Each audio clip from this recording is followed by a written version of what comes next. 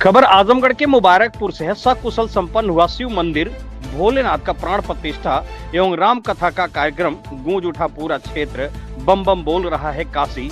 भागवताचार्य पंडित चंद्रेश महाराज जी। आपको बताते चलें कि आजमगढ़ जिले के मुबारकपुर थाने के अंतर्गत ग्राम सभा प्यारेपुर चकिया में राम कथा का आयोजन कर शिव की प्राण प्रतिष्ठा का कार्यक्रम बड़े ही हर्षोल्लास के साथ किया गया, जिसमें सैकड़ों महिलाओं एवं पुरुषों ने शंकर जी पार्वती का और नंदी महाराज जी और राम सीता की झांकी निकालकर ग्राम सभा प्यारेपुर चकिया से अमिलो बाजार पाही मोड़ होते हुए पुनः कथा पंडाल मंदिर पूजा स्थल पर झांकी समाप्त हुई और भव्य भंडारे का आयोजन का प्रसाद वितरण किया गया। कथावाचक भागवताचार्य पंडित चंद्रेश महाराज जी ने शिव की आराधना करते हुए भक्तों को भाव विभोर कर दिए। वहीं पंडाल में आए भक्त जनों ने शिव की आराधना करते हुए बम बम बोल रहा है काशी, पूरा पंडाल झूम उठा और अंत में राम और सीता जी की आरती कर कथा का समापन किया गया। उक्त अवसर पर कथावाचक भागवताचार्य पंडित चंद्रेश महाराज जी, पंडित अमित तिवारी जी, न्यूज 9 भारत के प्रधान संपादक डॉक्टर अशोक चौहान जी, राम प्रवेश यादव जी, महाप्रधान सुरेंद्र राजभर जी, कथा आयोजक समस्त ग्रामवासी उपस्थित रहे। वहीं मीडिया से बातचीत के दौरान कथावाचक भगवताचार्य पंडित चंद्रेश महाराज जी ने क्या कहा, आइए सुनते हैं उनकी जुबानी। दूरदर्शन भारत समाचार से सुमित चौहान की खास रिपोर्ट।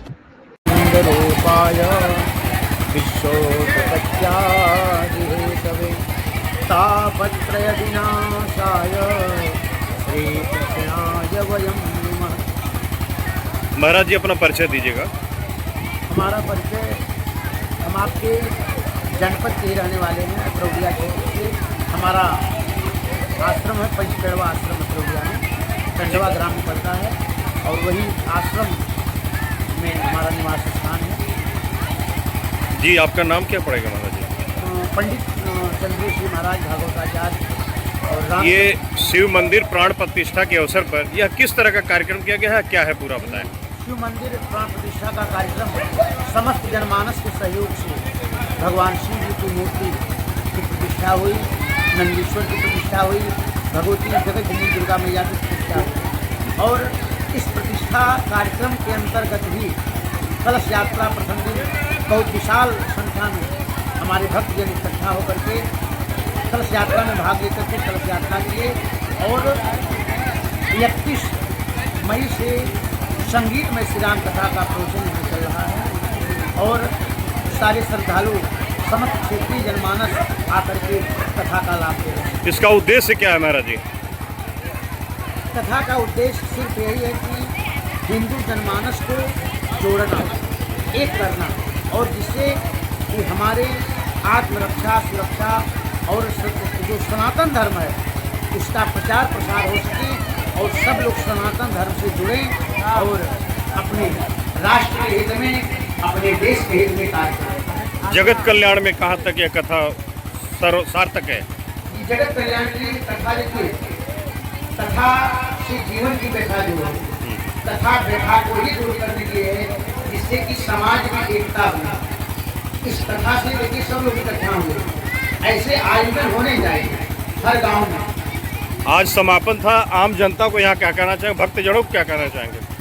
भक्तजनों का अपार सहयोग मिल रहा है और इतनी संख्या में श्रद्धालु आकर के कथा सुनने, हजारों की संख्या में श्रद्धालुओं को बहुत बहुत धन्यवाद, बहुत बहुत आभार कि आप लोग कथा में आए और एक सीख लेकर के यहाँ से जाए कथा से। हमारा जो यही उद्देश्य है, धर्म का प्रचार प्रसार करना और एक सीख लेकर के जाए कि एक रह करके अपने समाज को जोड़ने का कार्य करें, इससे सबका लाभ हो सके, सब लोग सबका उत्थान हो सके, समाज की प्रगति हो सके। राजा राम तेरी उतारो हे सखी, उतारो हे सखी, उतारो हे सखी, उतारो हे सखी। रघुनंदन दुल्हा की उतारो हे सखी।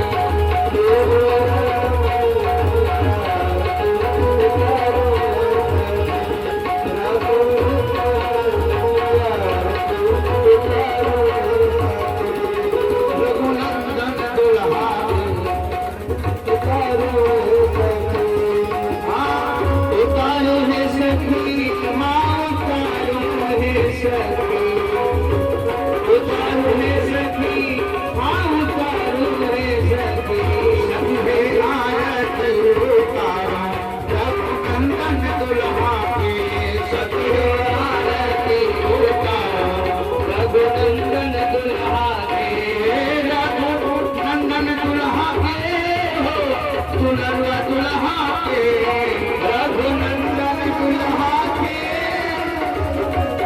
दुल्हा के सखी हो आरती उतारो रघुनंदन दुल्हा के सखी हो आरती उतारो रघुनंदन दुल्हा के सखी हो आरती उतारो रघुनंदन दुल्हा के आरती उतारो दुल्हा चमके सितार हाँ माथे दुल्हा पे सखी है आरती उतारो रघुनंदन दुल्हा के सखी है आरती उतारो रघुनंदन हरिया हवरिया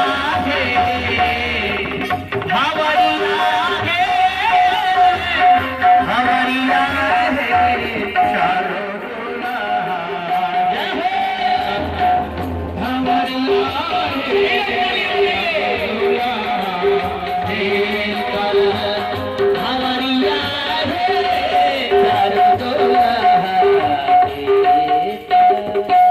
संग शोभत दुल्हन अंगड़िया है संग शोभत दुल्हन अंगड़िया है चारो दुल्हा रे हवरिया है चारो दुल्हा रे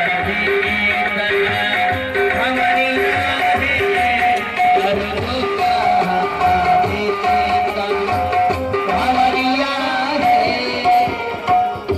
और आगे भावर पड़ रही है और मैना जैसे हिमांचल के साथ बैठी हुई है कांट छोड़ करके कहा कि जनक बामनी सोह सुनैना जनक बामनी सोह